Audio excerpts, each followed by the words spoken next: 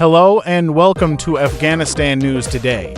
Today is Tuesday, the 17th of December 2024. Karzai returns to Kabul after meetings in 4 countries. Hamid Karzai returned to Kabul after meetings with officials from Germany, the United Kingdom, Turkey, and the United Arab Emirates. A well-informed source told that the former president also discussed initiating intra-Afghan dialogues with Afghan political leaders in exile. Sources did not provide further details about Mr. Karzai's meetings, but stated that the initiation of national dialogue to represent national will, Afghanistan's emergence from isolation, and the continuation of humanitarian aid to the Afghan people were the focal points of the former president's discussions with officials from the 4 countries and Afghan politicians abroad. Mr. Karzai's office in Kabul has not yet released any statements regarding his travels. Mr. Karzai's visits to Germany, the United Kingdom, Turkey, and the UAE come at a time when the interim government's insistence on the group's strict policies, particularly concerning women, has intensified international criticism. In the recent United Nations Security Council meeting, the Council called for an end to these policies. Hamid Karzai remains one of the few Afghan leaders who stayed in Afghanistan after the fall of the previous government. The interim government have occasionally imposed restrictions on Mr. Karzai's travel and prevented his trips. However, the former president of Afghanistan has repeatedly called for the reopening of universities and schools for girls. In another report from Afghanistan News Today, Russian parliament paves the way for recognizing the interim government by passing a new law. The Russian parliament has passed a law that allows the temporary suspension of the ban on terrorist groups in the country, paving the way for normalizing relations with the interim government. If this law is approved by Putin, Russia will become the first member of the United Nations Security Council to remove the interim government from its list of terrorist organizations. The Russian parliament's recent move is welcome news for the interim government, which is eagerly seeking recognition from the international community. Currently, no country in the world recognizes the interim government, which entered Kabul in August 2021.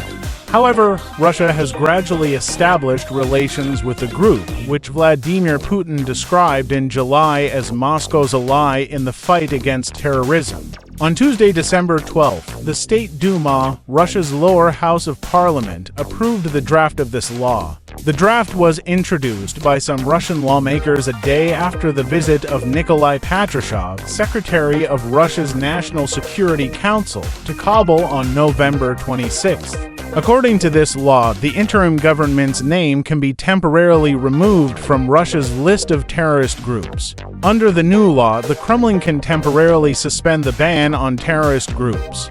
This move could also facilitate the normalization of Russia's relations with Syria's new rulers. Ramzan Kadyrov, the leader of Chechnya in Russia, on Monday called for the removal of the Syrian group Hayat Tahrir al-Sham from Russia's list of banned terrorist organizations. This Islamist group, led by Abu Mohammed al-Jawlani, spearheaded extensive attacks against Syrian government forces this month, ending the Assad family's over half-century-long rule in Syria. Previous Russian laws did not allow for the temporary suspension of banned organizations' activities. The Interfax news agency previously reported on the draft law, which was passed by the Russian parliament today. According to it, the activities of certain banned organizations under Russian law can be temporarily suspended at the request of the prosecutor general or his deputy and by court order for a limited period. The condition for this suspension is the complete cessation of activities related to supporting, justifying, or promoting terrorism. If Vladimir Putin signs this law, Russia will become the first Security Council member to remove the interim government from its terrorist list. China has also accepted an interim government ambassador but has not yet officially recognized the interim government. Other members of the Security Council have made formal relations with the interim government conditional on respecting women's rights. However, the interim government, by issuing successive discriminatory decrees against women, has ignored the demands of Western countries. In a new report, UK Charge d'Affaires urges interim government officials to lift ban on medical education for girls. The British Embassy for Afghanistan states that Robert Dixon, the UK Charge d'Affaires for Afghanistan, during his recent visit to Kabul, urged interim government officials to lift the ban on medical education for girls and women. The statement mentions that Mr. Dixon met with Abbas Stanikzai, the interim government deputy foreign minister, to discuss the ban on medical education for women, UK humanitarian aid, and the Doha process. According to the statement, in addition to meeting interim government officials, Mr. Dixon also met with women, humanitarian organizations, the private sector, and diplomatic representatives.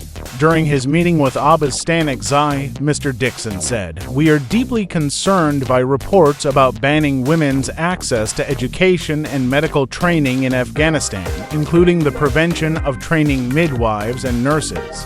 We strongly condemn this decision and urge interim government leaders to lift this new restriction."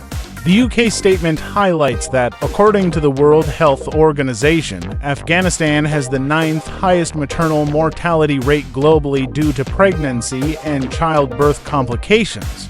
The UK Charge d'Affaires warned, this decision will threaten the lives and health of countless women and girls who will be deprived of critical medical care, endangering the lives of their children as well. He also emphasized the vital role of non-governmental organizations in providing essential humanitarian assistance to the people of Afghanistan. Support for the UN-led Doha process, Mr. Dixon stated that there are many areas for cooperation with the interim government, but the UK expects the interim government to take positive steps toward respecting their international human rights commitments. He added, the UK supports the United Nations independent assessment of Afghanistan as the best path to fully integrate the country into the international system. According to the statement, Afghanistan remains one of the largest beneficiaries of UK bilateral aid programs. The UK has committed £161 million, 14.1 billion Afghanis in aid for the period from April 2024 to March 2025. Thanks for being with Afghanistan News Today. Till the next latest news, have a good time. Goodbye.